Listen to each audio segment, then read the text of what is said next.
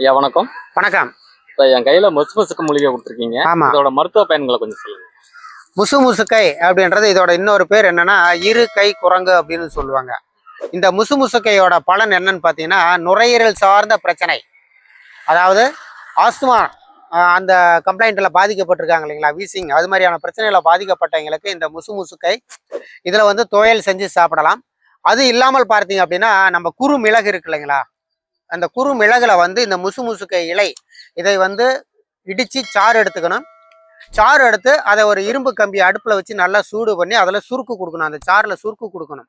சுருக்கு கொடுத்த பிறகு என்ன பண்ணணும்னா அந்த மிளகு முழுகிற அளவுக்கு வந்து இந்த முசுமுசுக்கை சாறை வந்து நாம் அதில் ஊற்றிடணும். இதுக்கு பேர் பாவனம் பண்ணுறது அப்படின்னு சொல்லுவாங்க. அது மாதிரி ஒரு 2 விதமான, அதாவது 2 முறை இது மாதிரி நாம் பாவனம் பண்ணின பிறகு நிழலில் உலர்த்தி அதை வந்து பாட்டிலில் பத்திரப்படுத்திக்கணும்.